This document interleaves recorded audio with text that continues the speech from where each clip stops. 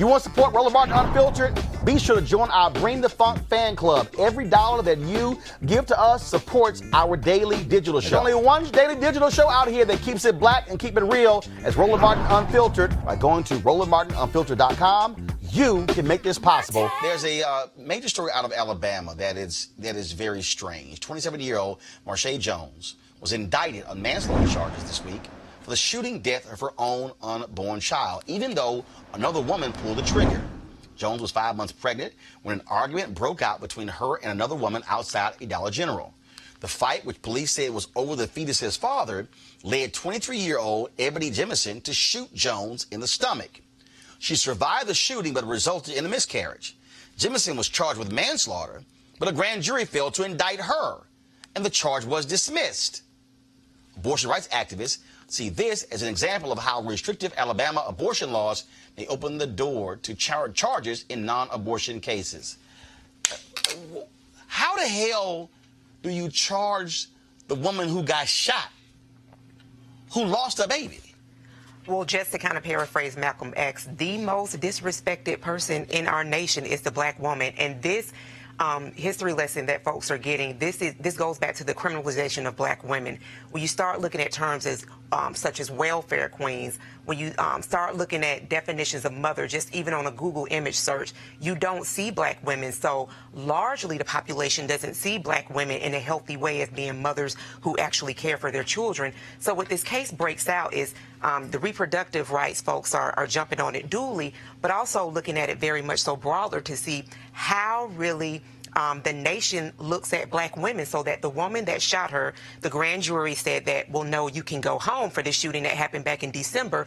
But then you have Miss Jones, who's sitting in prison on $50,000 bond, mourning and grieving the death of her unborn child, and then also fighting for her freedom. Mustafa, I just don't understand the logic behind the woman who gets shot, the woman who was hospitalized because she got shot, the woman who loses the baby because she got shot. She gets charged with what? Right. It's almost unthinkable, some of the stuff that these folks are doing, but it goes to what you said. You know, it is a lack of value that we place on black lives, and especially on black women's lives. But it also talks about these archaic laws. Even if they're created recently, they actually seem to go backwards in time with how they focus on communities of color and how we are so easily incarcerated. But this goes to the greater narrative that we're having here today about our vote, about the people who get put into positions of power, about the judges who are making decisions around the sentencing that's in this space. And it goes back to us reclaiming our power. Absolutely. And to add to what Mufasa said as well, the fetal homicide law, which is what was applied to Ms. Jones, but that is also in 38 states. So it also ties into what you were saying, Roland, and not for people to look at the South. This took place in Alabama, and it was highlighted for that reason. But to also look at this is nationwide. This is not a problem of the South. This is a nationwide problem. Eugene, they indicted Jones on manslaughter because they said she initiated the fight.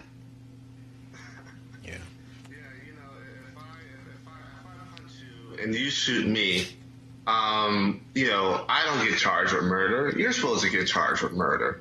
But this is what we see, and I think it would be a mischaracterization to call Alabama backwards. I don't think there's an actual proper characterization of what we're looking at here.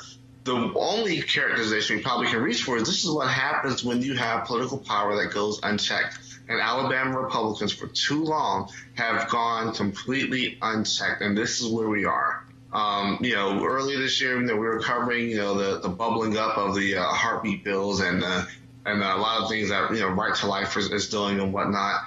But this is their end game. This is what they want to see. A woman gets shot and her fetus dies. Hey, we're going to charge the woman. This is their end game. This is the result of out of control political power. Well, there is one saving grace there in Alabama. First of all, the grand jury, of course, made the decision to charge. But go to my iPad, please. The county DA is a black woman. And she said that her office, they are reviewing this case to determine whether or not they're going to actually pursue the case. And so it's a good chance, Mustafa, they may not. Well, that's good. But, you know, folks need to be supportive. And hold up. Black folks elected the sister DA. Exactly. Again, going back to why you got to vote. Exactly. And we should be supportive. People should write in. People should make phone calls. People should do everything to make sure that she has the voice of the community behind her, the voice of the county, and to make sure that, you know, we just got to speak out. But we also got to utilize our power. And again, this is another reason why we vote. Absolutely. All right, folks, back to our Roland Mark Unfiltered video in just one moment. Hey, folks, marijuanastock.org has another great investment opportunity. If you were lucky enough to invest in their last crowdfunding campaign, you know they raised a ton of money in just a few months investing in legal marijuana farms. Those initial investors now own shares of a publicly traded company. They are certainly on fire. Now they have a new investment opportunity that is as good, if not even better, than the last. I'm talking about industrial hemp CBD. For those who don't know, the hemp plant is the cousin to marijuana with a much higher concentration of CBD, which means hemp CBD gives you all of the medical benefits of marijuana without getting you high. Until recently, hemp farming was practically illegal in the United States and heavily regulated by the DEA. However, the 2018 Farm Bill changed all of that. It is now legal to grow hemp CBD in the U.S., creating one of the largest commodities worldwide. They need land to grow all of the plants, which makes for an incredible investment opportunity. And that's where our good friends at 420 Real Estate come in. Their business model is simple.